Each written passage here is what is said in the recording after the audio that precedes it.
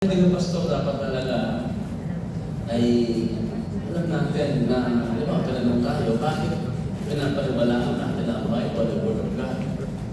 So, dapat alam natin yung idepensa. At hindi lang dapat alam yung idepensa, itutulong din natin yan sa ating mga disciple. Kaya kanina, naisip ko, for us to retain what we have learned, you need to transfer it to others. Una, narinig mo, hindi nisulat mo, hindi nituro mo. Ituro nyo yan, ituro nyo yan. No? Sa mga leader nyo, yung counseling, no? Ituro nyo na sa inyong mga prayer group, yung natutunan ninyo. So hindi rin mauubusan. Bakit? Para sa lahat, natututo sila, no? Ituturo ni Pastor Phil, mamaya. So ituro na nila para nakukuha kayo na nare-retain sa atin yung ating mga pagkakaral. Kaya na, importante na tayo mismo, no? Nagsisikap, nag-research, nag-aaral.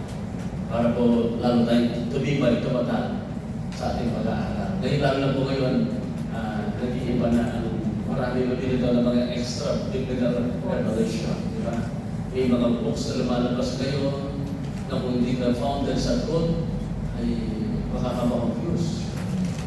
Especially kung minsan, yung napakinggan natin, yung tinuturo ni Pastor Lapis, di ba? Talagang taliwas, kung hindi mo alam ang Bible, maliligaw ka. So yung pinapakinggan ni Yahweh, mag-aaral natin yan sa next meeting natin about the doctrine of God, the Trinity, sino ba si Yahweh ng Old Testament? Bakit tinatawag siyang evil? Hindi na wala namang pinagay sa Bible na si Yahweh ay evil. Nag-conclude lang sila na siya ay evil. Kaya po, napakahalaga na kasi yun na si Marcio, ang paniwala niya sa Bible, it is not the Word of God. It only contains. Kaya may tinanggal siya, tinanggal ang Old Testament. Tinanggal nila ang mga writings, books of the Bible, at nandilitan sila. So kaya nga, dapat talaga ang ating stand, ang ating tatanggapin na yung buong Bible ay salita ng Diyos. Amen. It doesn't contain, but it's the very Word of God. Amen. Ito tinatawag na full inspiration, the whole Bible.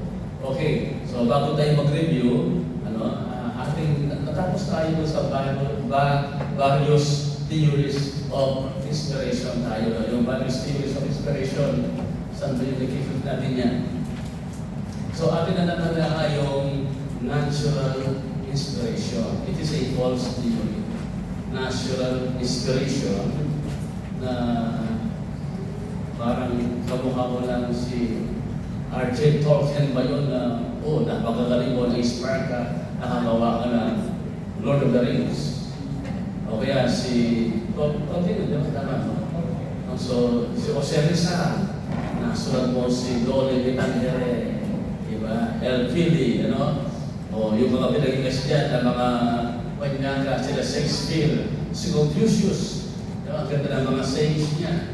Yun, yung poetess de John Milton. So, hindi yun na parang nakaka-inspire na nabasa mo. Iba yung inspiration ng mga book na yan, at inspiration nila, iba yung inspiration na hindi naman galing sa atin. Ang inspiration ay galing sa Holy Spirit. Sila, inspired sila, galing sa ng sarili. Okay? No?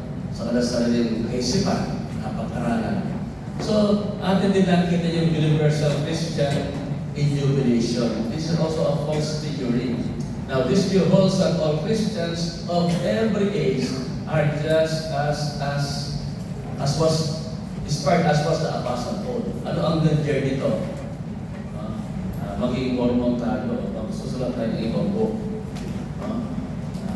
Yung bang dito ay ibang mga Bible na outside of the Bible. Sabi nga, in this view, there is no reason why another Bible could not be written. Kaya din papasok din mo yung mga history, yung mga prophetic. We believe in prophetic word, di ba? We believe in prophesying, in prophetic. Pero kailangan din pag yung prophetic mo ay outside the Bible. So yung prophetic ngayon, yung mga prophesying, they must be judged by two one or two prophets. Ano? Bakit tinadjust ang prophet ayon sa Corinthians? To judge if it is from God. Ngayon, meron na tayo rule of faith natin, the canon. Pag sinabing canon of the scripture, yun po yung sukatan rule of faith natin. Doon binabase na yung paniniwala ay acceptable, biblical, sapagat pasok siya sa canon of the scripture. So, napasa dyan, di ba? Sa ating mga pagbabasa. Ang literal meaning ng canon ay read. No? Para tambo, read. No? Pero ang meaning talaga niya ay yung rule of standard, rule of faith, pasihan ng ating pananampalataya. Kaya kahit ano kung kaganda may mga nag-prophesy noon, dati na si Jesus Christ, dati 88, di ba ba? O ngayon, nakita na yung prophecy ni Gibeon, nakahuli ng busit. Hindi imagine ko na yung mga prophecy niya, sinabi niya, pag-aari ang mundo. Nakakalungkot. Kasi nandiyan sa extra biblical revelation yung mga followers, they don't adhere to the canon of the scripture, to the Bible. Ang final authority sa kanila, hindi word of God, kundi yung pastor nila, si Gibeon. Ayun ang sabihin niya sa yung God the Father, di ba? O siya yung Jesus Christ pala, o yung Son. Kasi ang Father sa kanila, hindi yung God the Father. Ang Father sa kanila ay Jesus Christ. Kasi napo sila, one God, oneness sila, may pag-oneness, which is only gano'n. Okay? So sa mga pag-aaral sa Christ, makikita natin yan. Kaya, aluwas sa Bible. Baka akal pa muna na siya sa Holy Spirit, kaya nawawala siya si Holy Spirit. Buntik na mga natin, kundi hindi. Kaya nahirapang mahanap, hindi makita. Buntik na siya maging Holy Spirit. Hindi na ako yung joke ko, no? Yung kong na siya doon. Ewan ko na, baka sa pagkakaroon niya, bigla siya mawala. Bakit? Holy Spirit na siya. Hindi nakikita, pero nararamdaman. Anyway, wala yun, mga nasa online. So, ini-extreme ko lang. So, ganoon talaga, papasahin ko ibang klase ng ginagawa niya. Saan basis na siya? Sino nakapoy sa kanya? Saan Bible makikita mo na pero dati na appointed sa Lambga, pero dati mga anti-Christ. So, yung false, yung universal Christian illumination, false yan. Ibig sabihin, lahat ng Kristiyano pwede maging inspired at makasulat ng Bible. Kasi inspired naman sila. Okay? Malinaw po ba? And then yung pangatlo natin, yung mechanical theory, parang dictation lang yan. In this view, the writer were passive instrument. Kung sabihin passive, wala kang ginagawa. Passive ka lang, naghihintay ka lang. Ididikta sa'yo anong susunod yung susunod mo para makakuha niya naman. Papasok yan ang mga spiritista.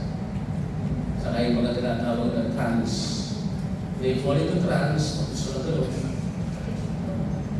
May dinidikta may spirit na pumunta sa kanila, dinidictate mo rin susunod, ganyan yun yung word of God na. So may mga ganyan, especially yung mga spiritista. Okay? At kumisa sasanad sa kanya si Tomas. Yung mga, kumisa si Pedro, gano'n. And then magsasalita, magdidictate. Yung lola ni Pastor Carmela, naalala mo, yung mechanical, yung magdidictate, ang dami niyang sinusulat doon. Hindi ko lang pinagdulang na. Ano ba yung lola mo doon sa dito na iba ano? Ano yung anong taon ka naman, Pastor Carmela? Ayan. Ano ka na, bata? Pastor ano bang ginagawa noon? Ano ba si lola? Bakit ang dami yung sinusulat, di ba? Pagpunta nga lang ng 1 minute. Ano po? Ako mag-start. Bigla nila siyang parang nervyos. Ang tatakot siyang nagwal. Nagkulong lang siya sa kwarto. And then, habang nasa kwarto, meron daw nakasarada lahat ng windows. Merong bumato ng bato. Nagagurot yan po. Nakalispiritista ka rin. At yung merong marongga kaya, merong bumato sa kanya ng bato na may sulat. Pero nakasarado daw yung mga bintana. And then, yun lang, nag-start na siyang nagsusulat sa notebook. Presyo. Tapos, kami, nag-attend na kami sa Balitan, kina Pastora. Meron siyang sinulat, sabi niya, Santo, Santo, maglele kayo, uling ako, Diyos kong mapangalalo. Di ba, meron yun sa Bible? So, meron mga kahanang biblical, pero siya, nakaupo lang siya, magsusunod siya naman. Dapat dun sa word ng mga bagay nila, merong mga images.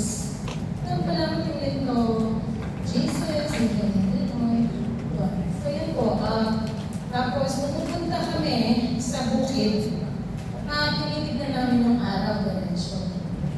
So tapos, syempre, pag matagal kang nakatingin, parang may bumababa. O yan, hindi na! So yun po, tapos, dumarating yung mga spiritualista. Tapos, later on, parang lumalala. Parang sinasabi niya, may time na sinasaliban siya ng God the Father. So, kailangan namin lumuhod at humingi ng tawad sa Kanya. So, yun po. Salamat po, Pastor. Nakakatakot pala. Parang pelikula, no? So, yun po ay inadequate at hindi tama rin. Ginagamit niya ng Christian meditation. Although yung Holy Spirit naman, nagsasalita siya para dinidictate. Isulat ko ito sa akin. May mga instance na ganyan. Pero hindi puro ganoon. Na parang you fall into trance, ano? Kaya mechanical, trance. Wala kang alam. You just follow. You just right. Okay? So, sabi nga niya, this sometimes is called the dictation theory. This theory doesn't give place to the Holy Spirit. However, it is inadequate. Yung pangapat yung thought inspiration. Panipala dito, it is believed that the thoughts of the Bible are inspired. But inspiration does not extend to the very words. In other words, yung lang thought, pero yung word daw, no, hindi raw inspired. Hindi din pinapaniwalaan nyo. But the inspiration of the Bible, not only the thought, but also the very words na tinigas. Kasi sabi sa Bible, in the beginning was the Word. So every word of the Bible is inspired. Okay, inspiration. Pati yung sinabi ni Satanas, inspired din yun. Hindi yung salita niya, kundi yung pagkasulat. Hindi nyo nakaka-confuse, ano? Kasi yung buong Bible na sulat inspired lahat yun. Pagkaman ay si Satan pang nagsalita. Hindi mo magulo sinasabi. Nandiyan ninyo, nakuha nyo. Salamat, napakatalino ninyo. And then nandiyan tayo sa pang-anim yung plenary, full verbal inspiration. Dito po tayo. Pag sinabi yung plenary, to the very word. The whole Bible, not only the thoughts, but the word itself. Lahat-lahat po ang Bible is inspired. Sabi nga niya, by this is meant that the thoughts of the Bible are inspired, and that all the books of the Bible are inspired, and the inspiration extends to the very words. Inspiration. Kaya si Holy Spirit ang nabigin.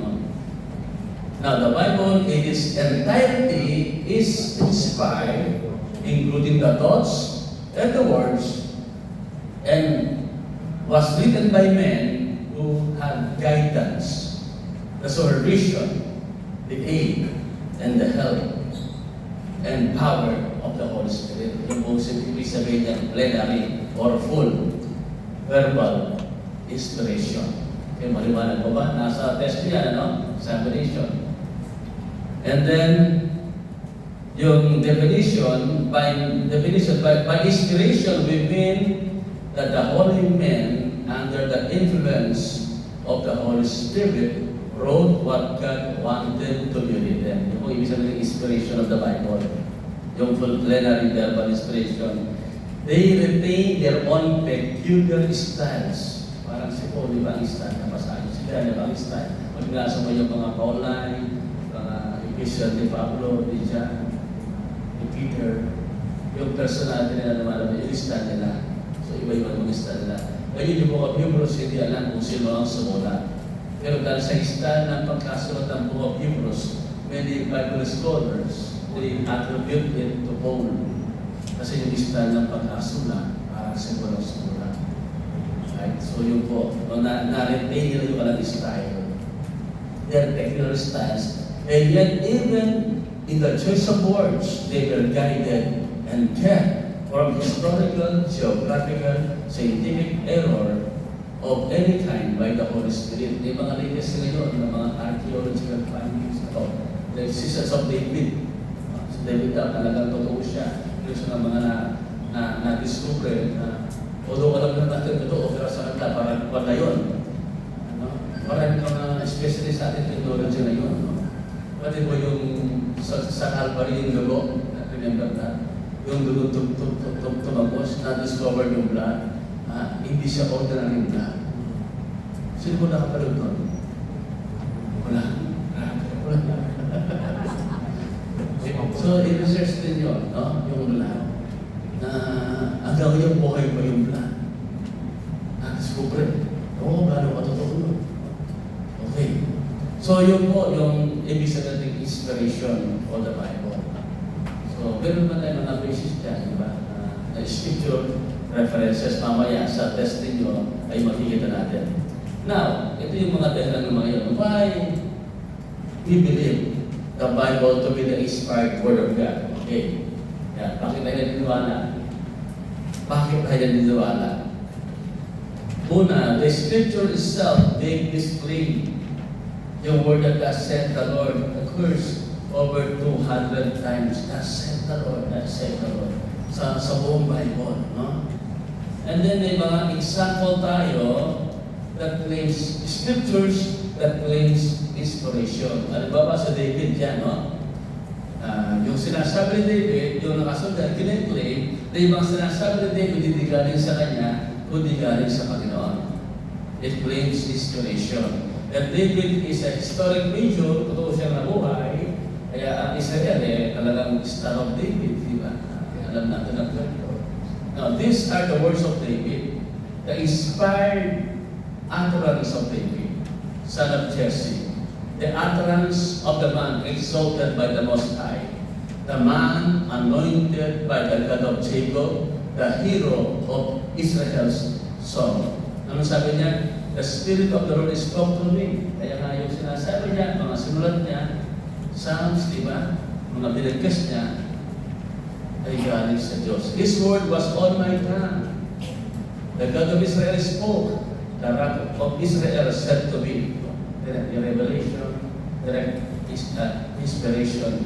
When one rules over people in righteousness, when he rules in the fear of God. And then meron tayong mga verses dyan, di ba na sinulat, alam ko binasa nyo, di ba? Ang dami dyan. Yung binagid dyan sa Galatians 1, anong nabasa na sa Galatians 1, yung tinanggap ni Paul, hindi galing sa tao, yung kanyang daladalang gospel, tinanggap niya mula sa Panginoon. Galatians 1 and 11, kung binasa niyo yun, no? And then sa Thessalonians, sabi niya, and we also thank God continually because when you receive the Word of God, which you heard from us, you accepted it not as a human word, but as it actually is, the Word of God, which is indeed at work in you who believe. So, kineclaim nila, yung sinasabi nila ay salita ng Diyos, yung pinapangaral nila. Okay, so yan po ang isa nating nagpapatunay, reason why we believe. And then pangalawa, the Lord Jesus Christ Himself bears witness that the Bible is the Word of God. Si Jesus Christ dito. Okay? Ano ba dyan? Sa John 10:7, it is written in your own scriptures. When you say scriptures, yung pong Torah, yung writings of the prophets, no? Okay. Ito yung masarap nila. Saka John 17 verse 8. For I gave them the words you gave me, and they accepted them. They knew it is certainly that I came from you, and they believed that you sent me. Okay? I gave them the words. So, mismo si Jesus, yung word galing sa Ama, you gave me. Salita ng Diyos. Dinabagay niya. Okay? So, ina-affirm Jesus Christ yung salita ng Panginoon. And then, sa chapter 24, kung ating titignan, Luke 24, how foolish you are, Kaya nga, kung palilitin sila Atlantis kung i-disregard nila yung Old Testament na pinapanawalan ni Jesus Christ, diba? Anong basis nila? Ang ginagawa kasi scripture dyan, yung writings of the prophets, the law, okay, kan sabi yan, how foolish you are and how slow to believe. To believe all that the prophet have spoken, or truly, okay, di ba yung bago natin scripture ko? Kulang verse. Hindi yung nasa lahat and then pinaliwanag niya yung nasulat sa mga sunod na mga propeta na dapat ma-fulfill. Kaya siya dapat tayo muling mabuhay. Kaya na magbasa, kulang pala nilagay ko. Okay, Matthew, yan. Heaven and earth. Sabi, not the smallest letter. Not the smallest letter. Not the least stroke of a pen will my enemies disappear from the law until everything is accomplished. So, kasi sinakita, pag naman yung si Jesus Christ daw dumating at he broke the law. Pero siya, pinol pa yung law. Kung nakulat po yung obligal age. So talagang sana magbago. Kaya pag wala kang tamang clear understanding about the scripture, delikado po. So kasi dahil ko kasi ang ginawa kasi ni Jesus Christ, nagpagaling siya ng Sabat. And then sa dami kong tulad din is, din daw mga Hudyo, kahit Sabat, pumamatay sila. Nag-o-offer. Pero sa Bible, hindi lang pag Sabat, walang offering. Kaya doon, wala silang ginagawa. Pero sa narinig ko doon sa obligal case, ganyan tulog niya. And then, nag si Jesus ay gumawa, nagpagaling, he broke the law. Pero, kaya pinapakita yung law walang kwenta. Kasi full grace, all grace, si Atlantis Basta sino ka man, wala na, basta wala na pa, hanggang ka lahat. Doon nakakatakot. Anyway, ayoko pupunta dito kasi kumagalan tayo, di ba? Pero minsan, yung pinag-aaralan natin, tumutukoy sa nangyayari sa ating kapanahon na. Nang si Jesus Christ nagpagaling ng Sabbath, hindi niya pinrong ang law. Sabi niya, I am the Lord of the Sabbath. Because the Sabbath was not built for itself, but the Sabbath was made for man. In other words, dapat ang Sabbath tutulungin, ang bigay buhay. Ang mga Pharisee kasi maraming nilagdag sa Old Testament. Maraming nilagdag sa Utos de Moses. Wala lang tayong time para discussion. May limit na lang. Pati na buksan mo yung dito kung isang bawal sa panahon nila. Kasi trabaho yun. Wala ka talagang gagawin. May limit na lang malalakbay. Kaya nga bibilagin sa Bible, di ba? Yung tinatawag na Great Tribulation. Pagkasal yung sabi ni Jesus na huwag sa araw ng Sabat.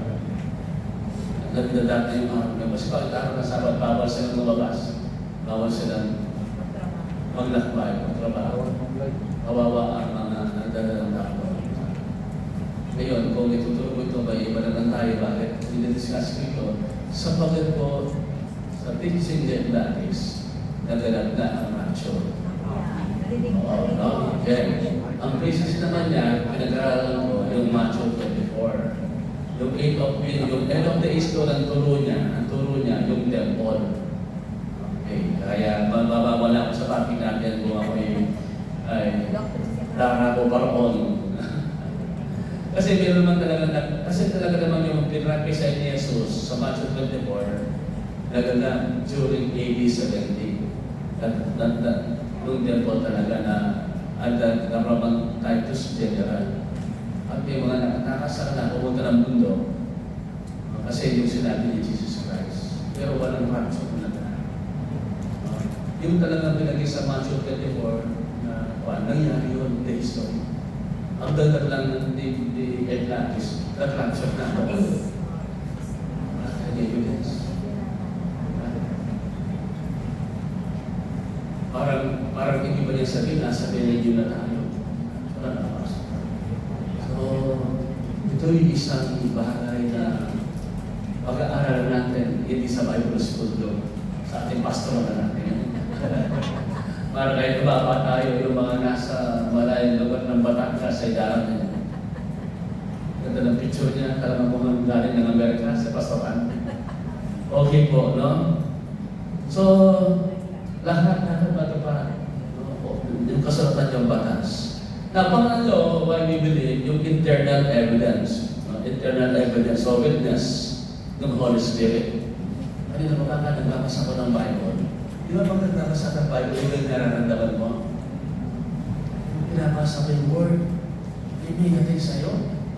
Nag-confirm si Holy Spirit. So talagang yung internal witness ng Holy Spirit sa Word of God. Buhay na buhay. At talagang randa mo, ito'y totoo.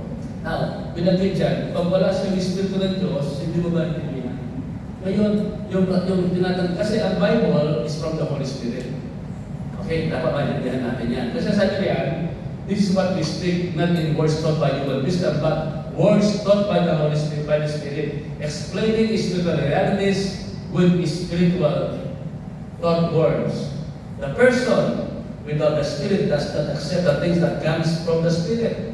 Ano it comes from the Spirit? Not just gifts, not just miracle, but revelation, words. And then ito, naging Bible na ngayon. Kaya iba, hindi matatag yung Bible. Kasi you need the witness of the Holy Spirit.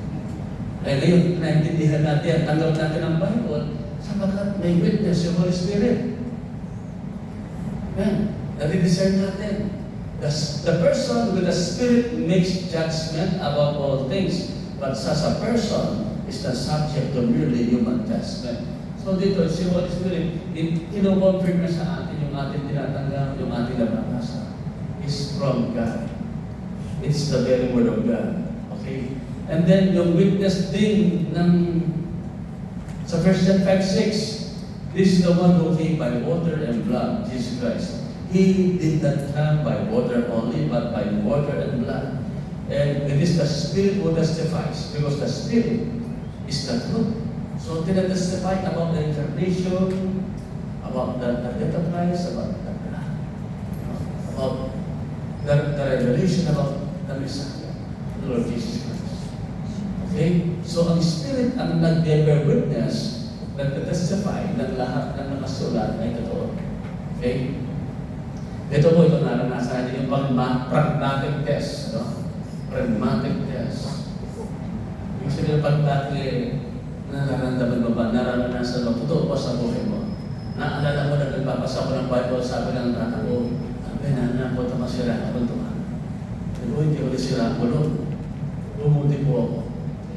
Yung naranasan mong doon kapangyanan ka ng mula ka.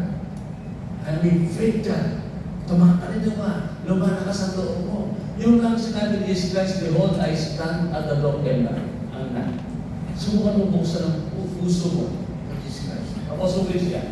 Revelation 3:20. Mararanasan mo siya. Yan po ibig sabihin ng pragmatic test. Yung parang manyaman niya. Lasame. Dahan-dahan niya. Itang joy, itang saya, itang kapayapaan, itang bayong niya. Nagbabago buhay natin. Ayan na sabi niya, taste and see that the Lord is good. Ibig sabihin, pwede siyang malasahan. Kanya nasasabi, kanyaman mo, Lord. Amen? Lord, kanyaman ay salita mo. Ang sarap ng word mo, Lord. Ang sarap ng worship. Bakit totoo yung word niya sa atin? Lord, salamat. Bless ako sa iyong mga salita. Alright. So ito, pwede siyang maranasan. Totoo siya. Realidad siya sa buhay natin.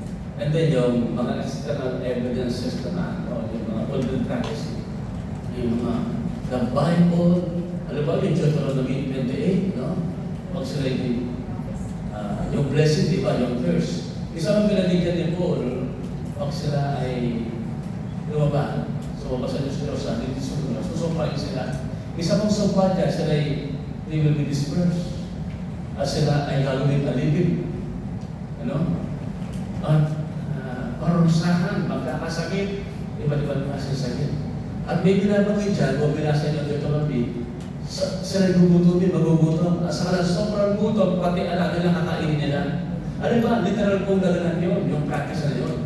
According to the Jewish historian na si Josephus, no? Dapat di ba yung masada? Yung Masada is a fortress. Ito yung pinakahuling fortress ng mga Hudyo na nag-rebelde sa Roman. Ayaw sumuko. No? Now, according to Josephus, this historian, Jewish historian, ang ginawa ng mga Romans noon, nang tinutukoy yung Jerusalem sa kay Masada, no? Pinutol yung tubig lahat ng supply. Kasi mahirap po akarin yung Masada. Hindi nila basta malusod yun. Ang ganda doon, nakalaguluban ng pelikula si Peter Cotton. And it's biblical based on Jewish history. Meron po itong pelikula si Josephus. Pero ang babae, ang pangalan po niya ay Mary. Anak siya ng isang bayamang Judah, pangalan ay Joseph. And then, sabi niya sa kanyang kasama, sabi niya, lutuin naman natin yung anak mo, sabi niya. Yan naman ang kakainin natin. Kasi yung anak mo, niluto mo na. Ngayon, yung anak mo naman, ang ating niluluto. Kasi pinagigyan ng Moses, yung kakainin nyo, pati sa rin yung anak. Even in the book of Kings, di ba? Sa 2 Kings, na nilulusog sa Samaria, nangyari yun. Na-repeat uli yan during Titus, the Roman general, ng nilusog ang pinagtog ang Jerusalem. Sinunod ang templo na wala sa mapa. Kaya doon sila disperse na wala. Kaya napunta may mga naging Russian Jews, may mga naging mga German Jews. Ang napuputok yung World War II during Hitler, yung anti-Semitism. And repapatay sila. And then, yung practice naman, 1944, nagkaroon ng Ottoman sa UN, United Nations, ang bansang Israel, nakipaglaban sila na sila yung makabalik. At alam mo sa kasaysayan, yung ate po sila daw ata ang isa na nagdirpa para maging nation ng Israel.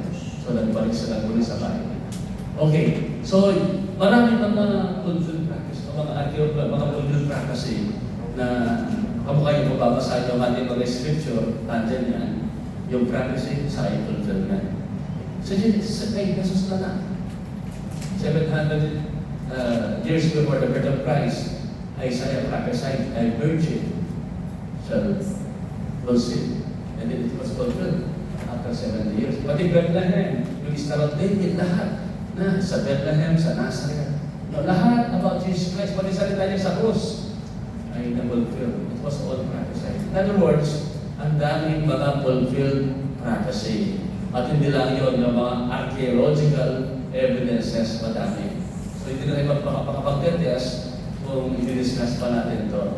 Mag-research na lang kayo, no? Ng mga evidensya about archaeology na nakikita nila. Yung nga, napakita ko siya kanina, yung Dugo ni Cristo, di ba? Yung Sodom and Gomorrah. Maraming mga archaeological evidences that demonstrates the accuracy of the Old Testament scripture, even the New Testament. Okay. Kaya ba yung bukas na? 7 o'clock. It's exactly yun. Nag-ready ba na nagkakape kayo? Nag-ready na kayo? Okay, ready kayo ng konti. Pag-usap-usap kayo. Yung mga nandyan, okay? Kung pinasa yung lecture, madali na sabihin niya. Sige, ready kayo. Yes, pastora. Ay na. Kung sa bukura dyan, pastora. Awal muna. Paano sila? Sige. O sige po. O, mga nasa online, di ba may parang nasa online ito, pero nakakamplas naman po kayo. Hindi na ba kayo kumili po, okay lang sa ito kasi picture nakikita ko.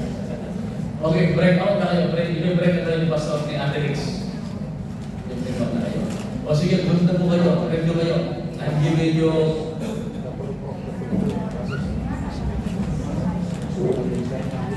5 minutes. Okay, good.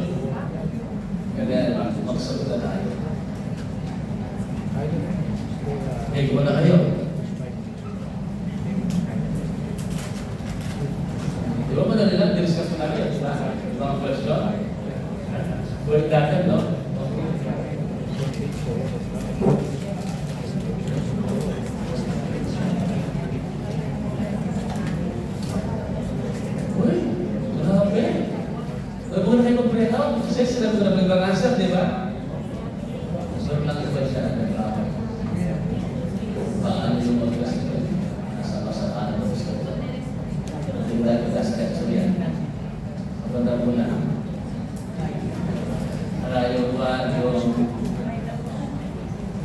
May mga practical dyan eh.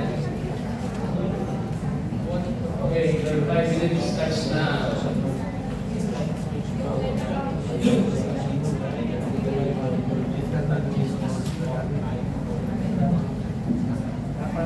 Hindi mo lang sasagutin kasi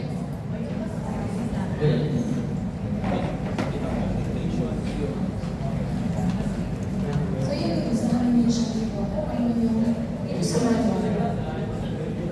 Parang mag-answer lang. Yun lang yung sa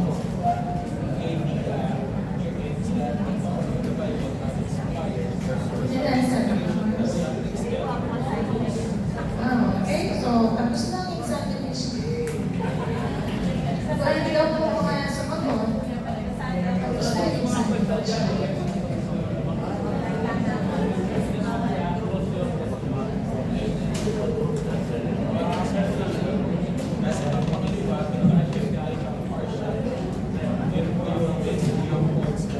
ano po. So, sige po, meron pa kayong 4 minutes.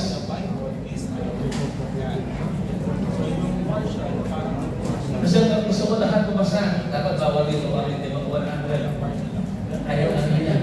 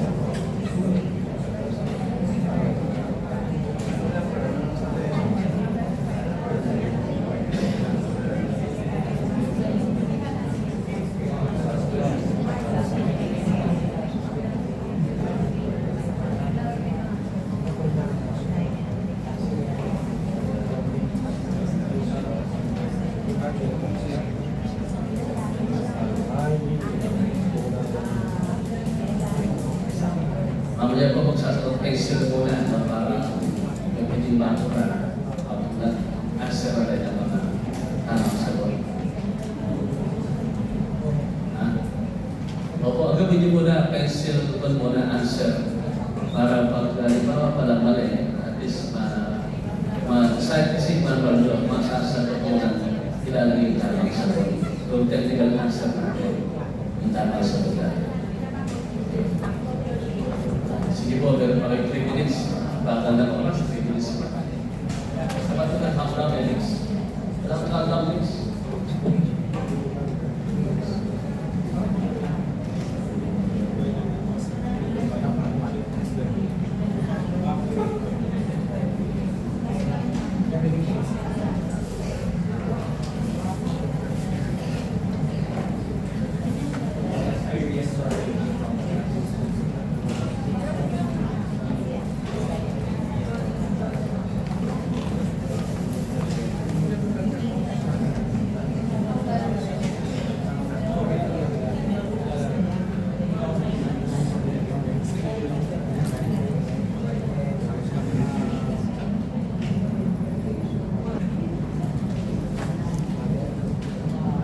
What does it mean when we say that the Bible is the inspired Word of God?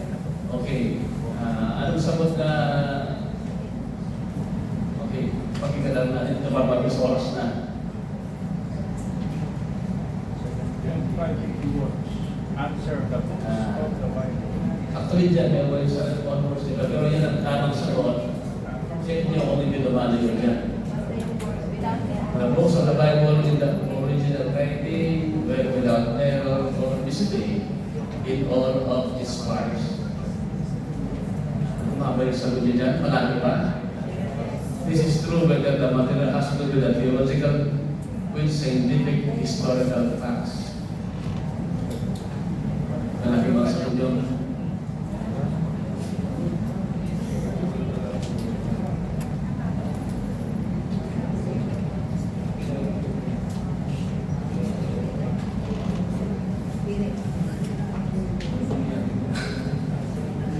number 2 na tayo. Number 2 kasi 7:30 na. Anong question number 2? When in the New Testament, or where in the New Testament does Jesus show his remarks that he endorsed the Old Testament? Anong sabunin nyo? Yung pasagot nyo, kung kayo nag-discuss natin.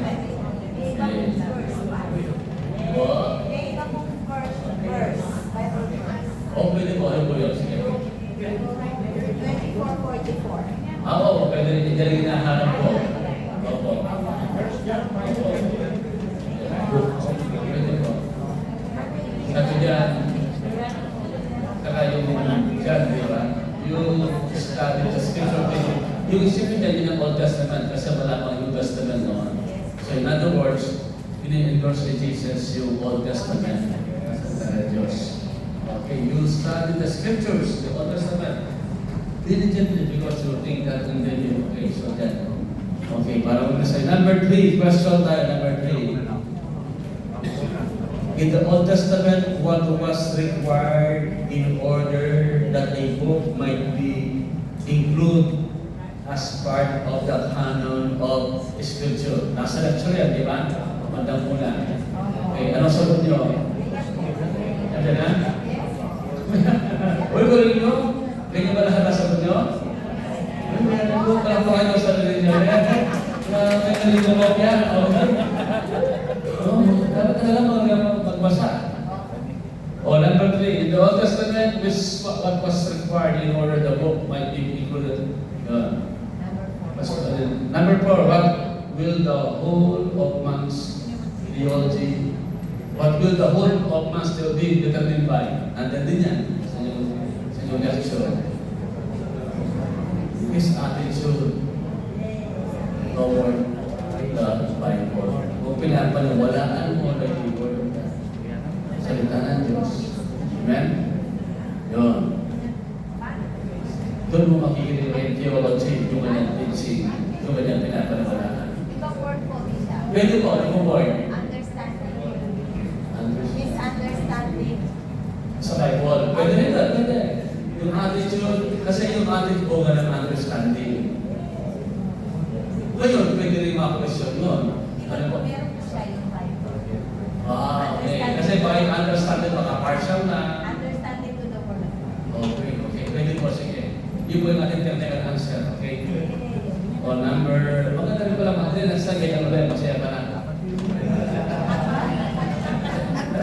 Okay, number 5. Which of the following verses may be used as a proof text for the inspiration of the Bible? Pwede mo i-underline. Underline your answer. Ano ang underline nyo? Okay. Sa ano ba? O yung pag yun ang naka-underline na tamang sagot nyo. Right. Yung ba naka-underline? 2 Peter saka 2 Timothy. Okay, ito. Explain what is meant by revelation. Kaya yung mga sagot natin, there was communicated to the writer immediately and with the previous knowledge what would be known same as this directly given to the writer. Example of the book of Revelation. Iba yung example of the book of Revelation. Kasi yung mas magandang example yung book of Revelation. Talagang pinakita, hindi alam. Okay. So yung ba, pag-start ng Revelation, hindi mo na, alam mo na. Nakita, pinaalam. Nasulat. Revelation revealed. Okay, number 7 na tayo. Is what we read in the Bible true? No matter where the writer get the material? Ano sabi ko? Yes. Oh, talaga nyo? Yes. Okay. Iba mga personal experience. Sa Lucas mo si Dr. Luke, ang kanyang pagkasulat sa Gospel of Luke ay nag-research, nag-interview, nagtanong, di ba? And then by personal experience. Number 8. It was God the Father, God the Son, God the Holy Spirit who was the divine author of the Scripture. Anong sagot nyo? Okay, very good. The Holy Spirit. Ang galing nyo. O number 9. Name two places which the Bible declares through man that it is God speaking. Good. Pero ito yan. And it's a test. Basta may supporting test kayo. Ha? Ano sagot nyo? Meron ba sagot dyan? Ha? Ang sikat na Habakuk, Write the Vision. Ayun po yun. Karamihan. Yung mga reading assignment nyo, yun ang mga sagot. Okay, kaya nga mahalaga. Kumakay lang yung sagot. Kuya Eric, may sagot dyan? Ano naman sagot? Pero din sagot? Karamihan po. Jeremiah. Jeremiah 23 verse 1. Ano makasusunod? Alright, galing. Galing po. Sa banda rin ito, meron ba sagot? Ay, mag-sagot kayo dyan. Ano sagot nyo?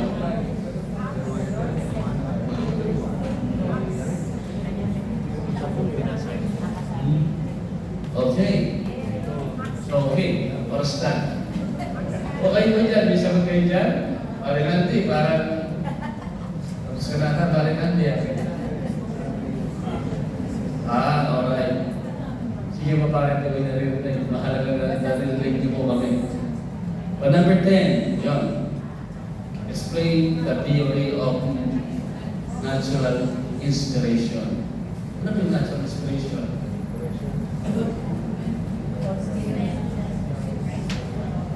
Diba yung parang kamukha ko si Rizal?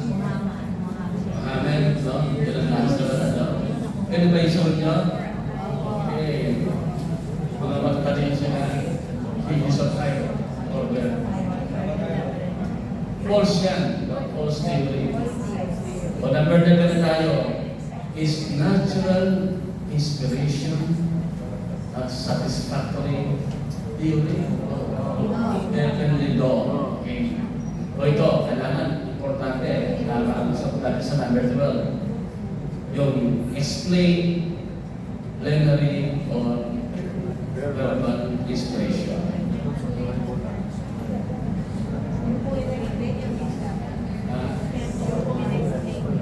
Yung ano, ganda yan, no? Pero maganda, alam din natin yung technical answer na kapag tutulog. Yun, pwede mo kayo sa aking lecture na doon. Right, number 13. Okay, magbigay kayo. State at least 5 reasons why we believe the Bible to be the inspired word of God. Magbigay easy to reference. Yung discuss natin kanina yan, di ba? Yung 5, ano galing nyo? Okay, para mabilis. Okay, yung mismong Bible, kiniklaim niya, mismong Bible, no? Jesus Christ, our Lord, we're witness. Sige, lagay mo na yung answer natin. Okay, sige. Sige niyo po. Hindi ka natulog ka ba, Jay?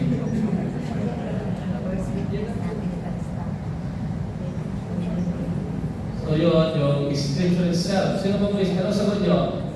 Joy. Ha?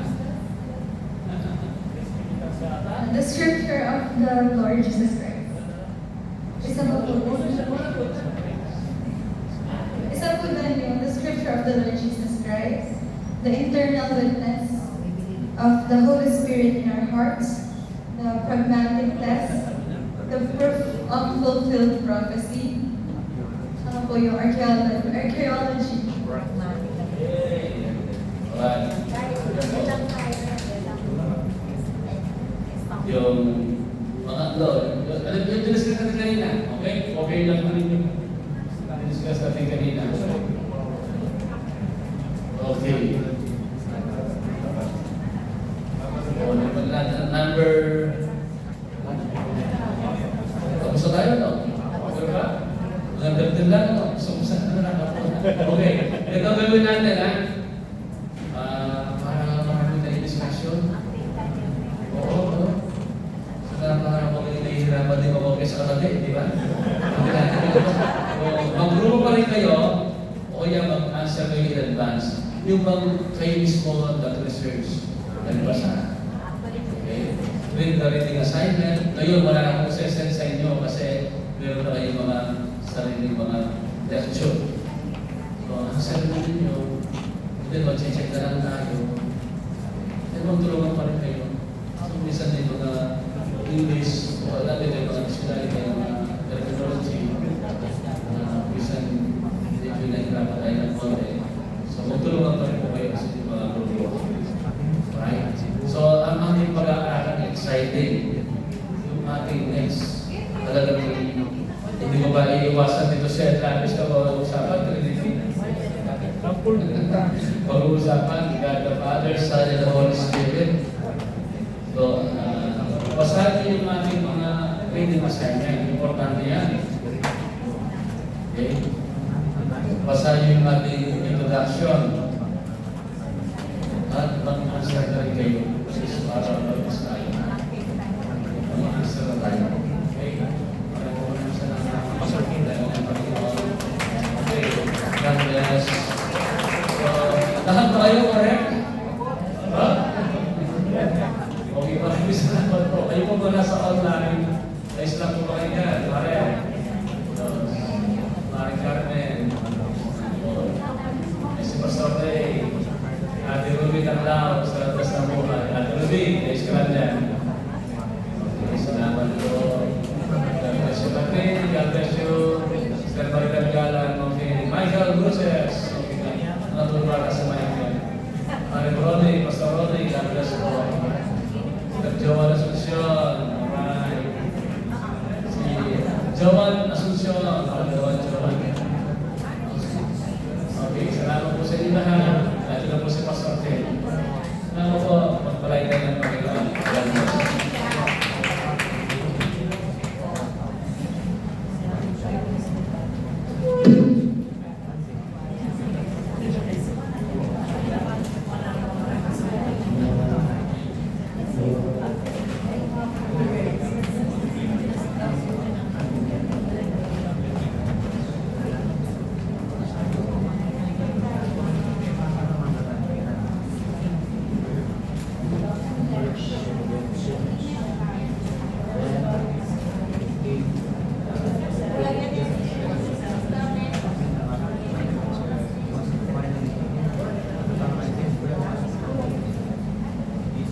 Sound, low.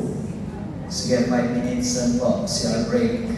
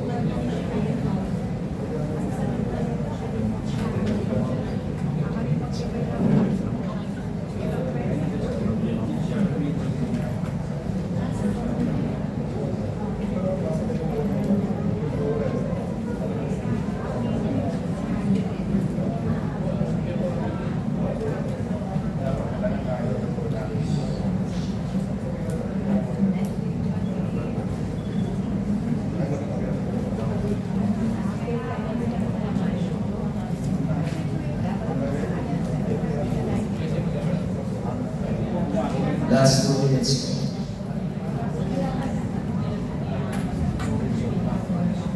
Sino po gustong umuwi na maaga? Saan ako pumuli? Sige, saan po na? Opo, yung po mga nag-CR, pasok na po kayo para matapos na tayo.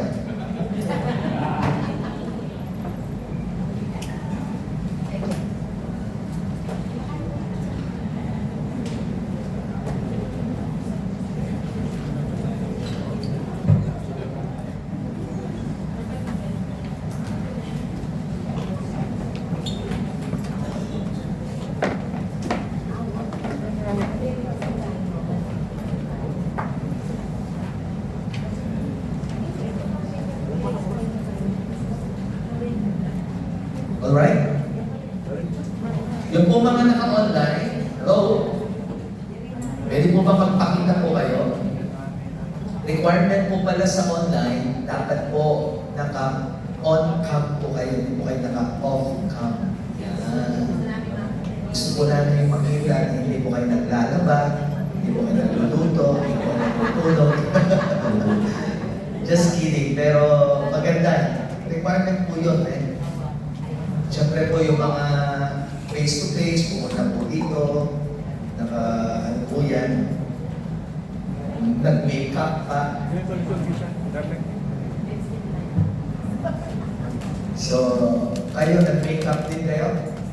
Bago kayo nag-online? Para magawa kayo. Alright? Complete ba yung mga naka-online? Complete kayo? Welcome po natin si Pastor Andy. Nandito si Pastor Andy. So, Pastor Ronnie, praise God. Kanina nawala ka, no? Mahina signal mo. Okay. So, mag-pray po tayo. Tayo po tayong lahat. Let's pray.